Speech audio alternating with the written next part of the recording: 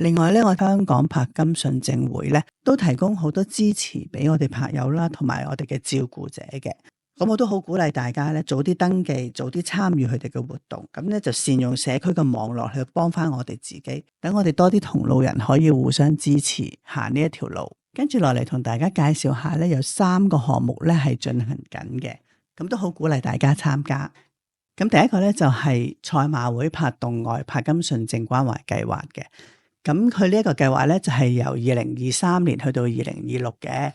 由賽馬會慈善信託基金捐助，香港大學行為健康教研中心同埋護理學院同埋香港復康會合辦嘅。佢哋推廣就係早關注患症風險啦，早診斷而且接受復康嘅支援，同埋早護理身心健康。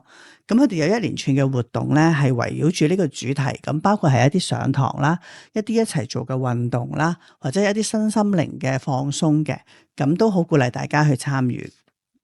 第二個咧係賽馬會護老導航照顧者支援計劃。其實咧，病人有病人嘅辛苦啦，照顧者亦都有照顧者嘅辛苦嘅。柏金遜病咧已經開始咧趨向年輕化。咁如果係一啲後生嘅柏友，譬如40幾、50幾歲，甚至60幾歲咧，可能我哋個父母都仲喺度咧。我哋除咗係一個病人之外，都有機會同時係一個照顧者嘅。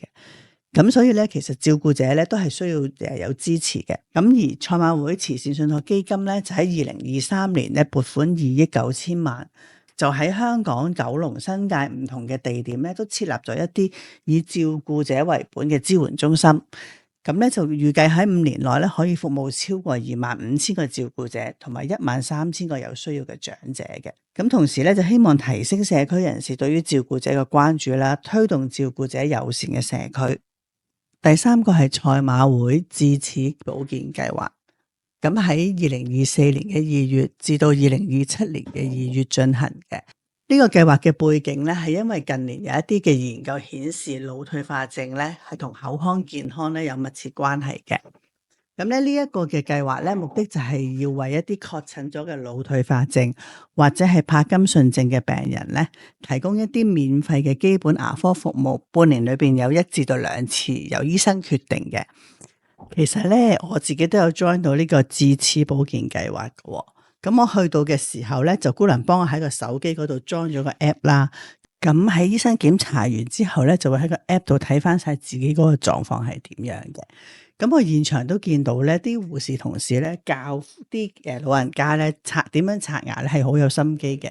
咁所以咧，我相信都係對病人嚟講係好得益。